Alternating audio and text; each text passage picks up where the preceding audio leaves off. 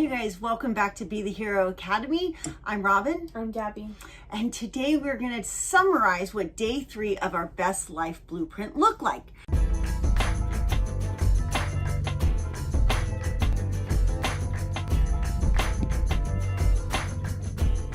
So day 3 was all about looking at your schedule and your calendar and making sure it mirrors what you want your best life to look like. On day 1, we talked about vision and being able to body compass or feel into the emotions you wanted. On day 2, we talked all about programming and how much your Enneagram is really at the root causing this repeating pattern over and over, this stress addiction. And now today, on day 3, you're really just about looking at your schedule and deciding on setting better boundaries. Like, are you spending your time in the way that aligns with what your best life is? If I was going to tell myself I want to be a millionaire and I look at my schedule today, I'd be like, well, let's see. I worked for a few hours this morning, but then I went to yoga and then I sat and talked with my kids, and then we rock climbed, and then I got a massage from my husband, and then it's 2 o'clock and now I'm ready to record. I'd have to be honest with myself. Is my goal to be time free or create connection more important or less important than being a millionaire? It's pretty obvious what that answer would be based on it. That's okay. What wouldn't be okay is if I was lying to myself and saying, no, you don't understand. My highest desire is to be a millionaire. And I look at my schedule and you're like, well, you're not putting in the work. And it's something that we have to really practice compassion towards ourselves, or at least that's what I do, is I sit in the space of like, well, do I have to do it today? Do I have to achieve every single one of my goals? And secondarily, you can't achieve anything from a low consciousness or a low vibration state that's going to feel really fulfilling. So for me, I have to go like, you know what? I need to be happy first. I just choose to be grateful first. And then I'll look in the mirror and go, okay, Robyn, it's time to record that video. It's time to actually brush your hair and get this stuff done. Yeah, one of the things that was super helpful about the process of calendarizing your best life, your best day, is that in the process, you are going to gain further clarity on whether or not you actually want it. Which is kind of what she's saying at the example of, if I were going around saying, actually in your best life blueprint, I used the example of someone who said, I want to be a social media influencer. And then they said, I want to be a social media influencer. I want to be a social media influencer. Until you sit down and go, okay, well, look, this is the steps to make it happen. Because unfortunately, as much as you want to align with the quantum field and you can affect your emotional resonance to attract opportunities better, you have to show the world. To choose your new story, you have to act out how that person would act. And someone who is a social media influencer, they post on Instagram, they engage with their community, they do all these things, and you have to actually do actions sometimes. And you might sit down and whatever it is you want, you're going to look at it and you go, wait, I have to spend 3 hours on Instagram every single day? Wait, no, never mind. I changed my mind. I don't want to be an influencer. See, it's really easy to get caught up in the idealized desires we want.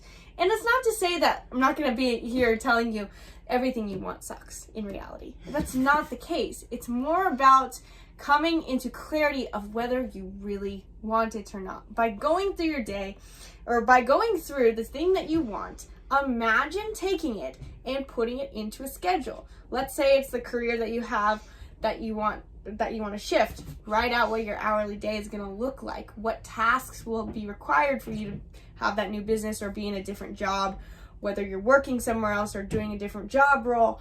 What is your task list going to look like for the day in that different role? Maybe it's not work related. Maybe it has to do with quitting your job and being more of like a stay-at-home mom. What is your day going to look like?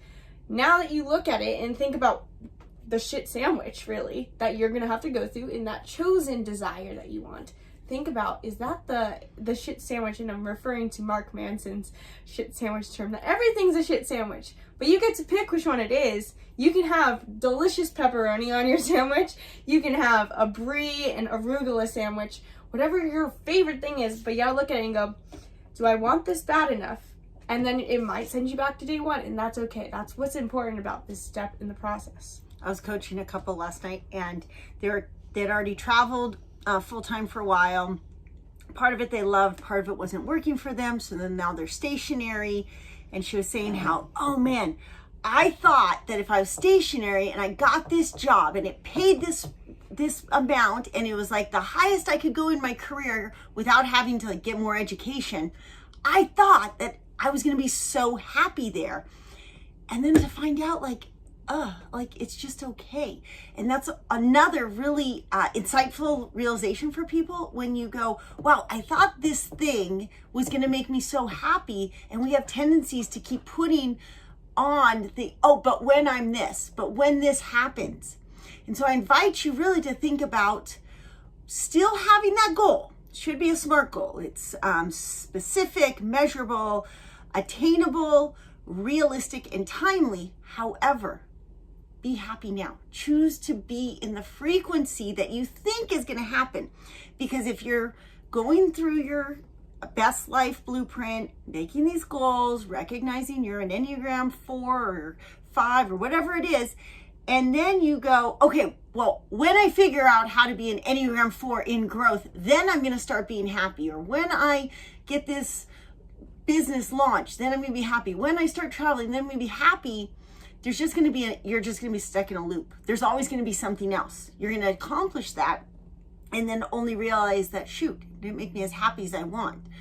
The goal is to learn. It's really more about day 2. It's really more about recognizing the stress pattern so that you can see and be like, oh, you know what? That's just my brain lying to me again. I am happy. And taking action towards something greater without beating yourself up. Yeah, we're really looking towards, when you're creating your best life, the word we're all striving towards is not happiness. It's not joy even. It's not even purpose. It's fulfillment. Fulfillment's this perfect balance of present and future happiness. We don't want to be going through our whole life constantly just, oh, am I happy right now? Because then we'll just neglect the things that will make us happy a year from now. You'll find yourself in the same place, probably, and because you don't have desire, without a target, we have no motivation to overcome our programming.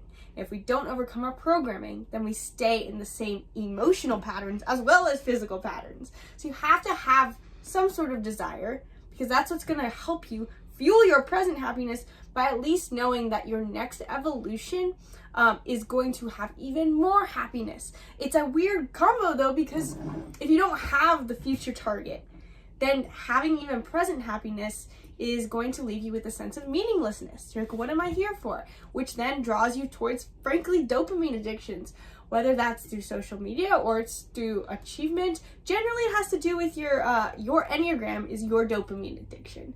So you might find data accumulation as your dopamine addiction. You might have a sense of control as your dopamine addiction. So it's super important to look at your life and think about, well, okay, I want something in the future.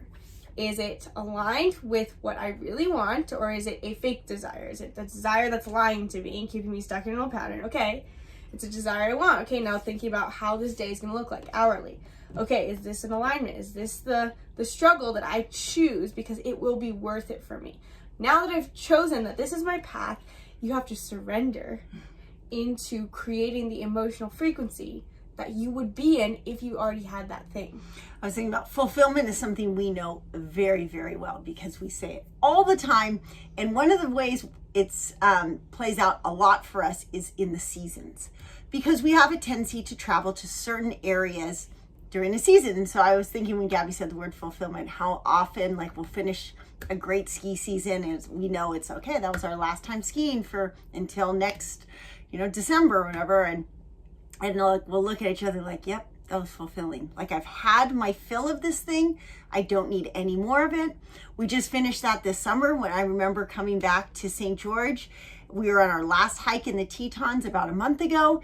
And I remember thinking like, oh man, this hike is going to be so long. It was like a 15-miler. It feels like it's never going to end. We actually squeezed in 1 or 2 more after that. But just that feeling of like, I've had my fill of hikes this summer. I've searched for meaning, and in those hikes, everything just felt magical. It was so great, but that door just closes one day, and you're like, all right, I got my fill of that. Now it's something else. Fulfillment is also kind of a feeling of wholeness that you get to, because I think of myself early on in my personal growth journey, I felt like there was always lack. There was always something I needed to be more of, or I needed more of something to make me happy. There was always something else out there. But fulfillment is about reaching basically a mindset of equal, like I said, equal balance of future and present orientation that makes you as a human being feel whole. That feeling of wholeness comes a lot from day 2. Realizing that there is a wound, a past pain, a karmic pain. There's some belief, some negative thought addiction that's preventing you from feeling wholeness, which is preventing you from feeling fulfillment, stopping you from having aligned SMART goals. Okay, so day 3, you can watch the replay. In it, we really go into if you're like, okay, I get all this, like I need to integrate the actual steps going from how to create the goals to the tasks to put in your schedule. Because look, we're recording, you still have to take the action. Like we still have to, we personally show up. We still show up with clients. We still show up and do Instagram. Like we still have to show up for these things. Whatever the task is for you, whether yours is, look at drinking kombucha, like if it's getting healthy, you got to show up to your kitchen and dice the food and cook the meat and all those good things. And it's super important. You're really, really, truly worth it. So we hope we are continuing to inspire you. Be sure to watch all 4 of these. If you haven't watched the replay, watch all 4 of the summaries. So at least you're on the right page. And then take action. Even if you just sign up for 1 week of coaching, we can accelerate your progress so fast. It's really amazing, because all of this stuff, you can't create something new from the same state of mind as it's creating the problem. And so sometimes it just helps having somebody come in from a different perspective and go like, oh, did you notice that you keep saying these words? Like you're justifying this reason why blueberry kombucha is not your favorite kombucha, or whatever the thing is. Most people don't recognize how often they're getting in their own way because they're just so used to saying the same words on autopilot, and your words are a spell, and the words you're saying that are really affecting, either magnetizing the thing you want towards you, or or it's actually putting up a roadblock for your best life. So we can really help you a lot here. Yeah, so tune in right now and think to yourself, if you're someone who has watched these recaps so far, if you're hearing these words right now, but you haven't signed up for the full training, or if you signed up for the training but you didn't watch any of the trainings, or you stopped at day 1, or you stopped 5 minutes into day 2, ask yourself if you're waiting on a level of perfection to take action. Are you waiting to feel more capable? Are you waiting to be more worthy of what you want? You right now are already perfectly worthy and capable and deserving of feeling like you're living in your best life and living your best life.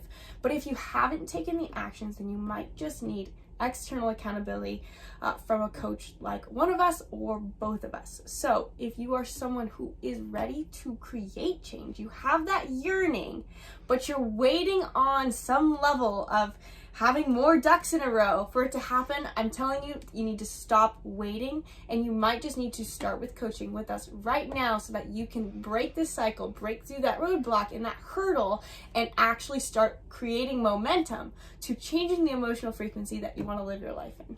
Yeah. So we hope this helped you.